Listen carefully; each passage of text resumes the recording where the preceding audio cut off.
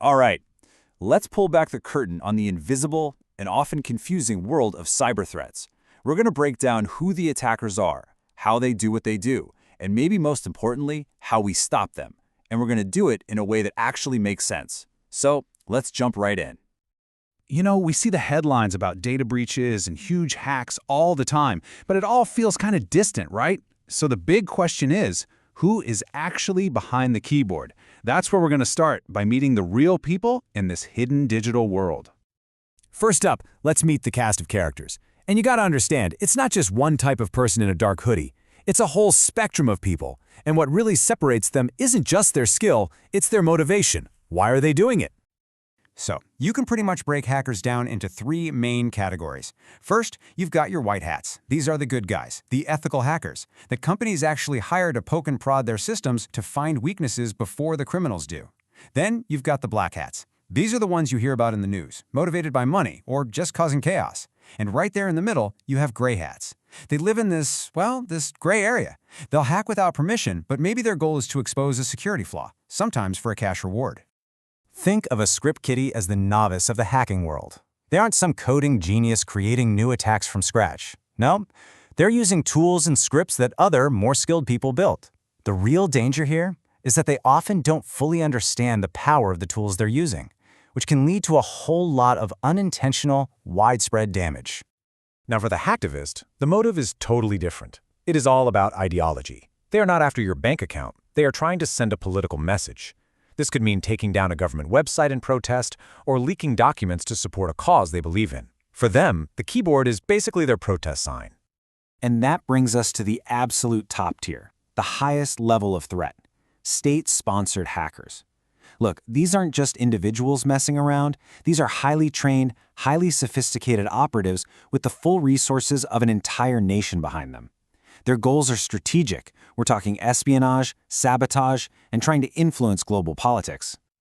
So now that we know who the players are, what's in their playbook? What does an actual attack look like? Let's dive in and break down the anatomy of a cyber attack, looking at the digital tools they use. Okay, first we need to get a really crucial distinction straight. A threat is just the potential for something bad to happen. Think of it like leaving your front door unlocked. An attack is when someone actually walks through that unlocked door to do something malicious. A threat can just exist, but an attack is always a deliberate, intentional act. And attacks themselves really come in two main flavors. A passive attack is all about listening in, just eavesdropping. It's like a wiretap on a phone line. They're super hard to detect because, well, nothing actually changes on your end. An active attack, on the other hand, is all about changing something, deleting files, shutting down a system. It's noisy, it's disruptive, and because of that, it's way easier to spot. Let's look at a classic attack, the SQL injection. Imagine you go to a librarian and you ask for all books by Charles Dickens. Simple enough. But what if you instead asked for all books by Charles Dickens and the key to the restricted section? Now, if that librarian is like a poorly programmed website, it might just follow the instructions and hand over the key. That's exactly what an SQL injection is. It's tricking a database into running a malicious command that's sneakily hidden inside what looks like a normal request. Okay, we've seen the attackers and their methods, and yeah, it can sound a bit scary. So the big question is, how do we fight back?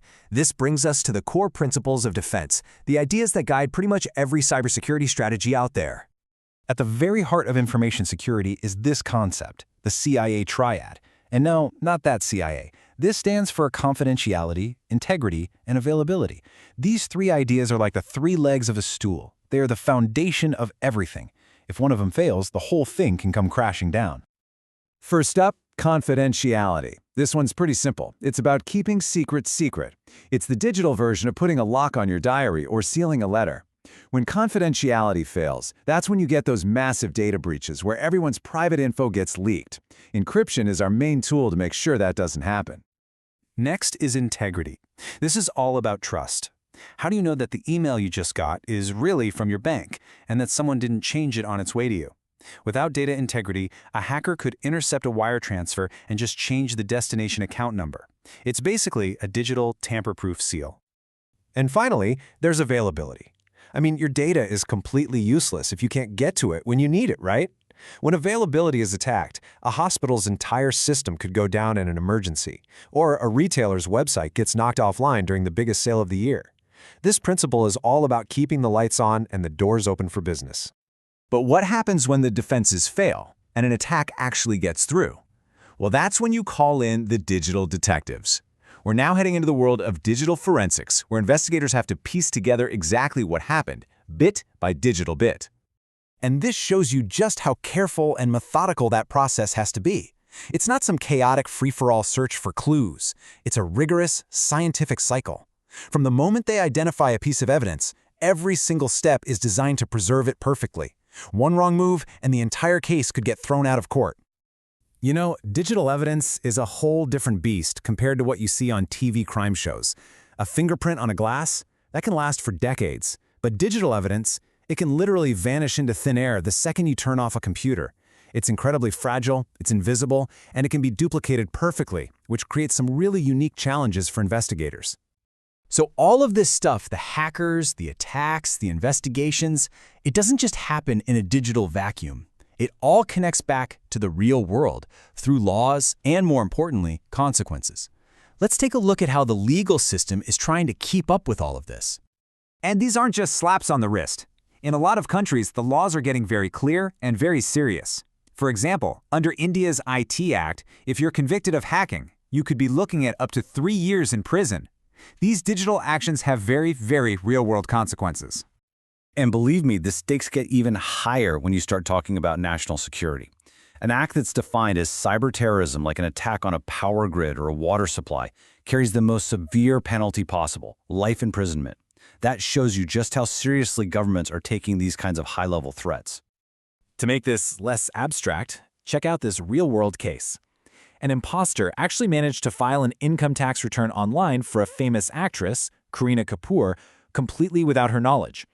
This is a perfect example of how identity theft goes from being a theoretical crime to a very real, very personal violation. And the law has a very direct answer for something like this. Section 66C of that same IT Act specifically calls out identity theft as a crime. So the person who did this didn't just cause a major headache. They committed a specific crime with a defined punishment, connecting their fraudulent digital act directly to a real legal consequence. So, after all that, after looking at the attackers, the defenses, and the laws, we end up right here. This whole world isn't just about big companies or governments anymore. It's about us, our data, our identity, our security. So the final question is really for you. Are you doing enough to protect it?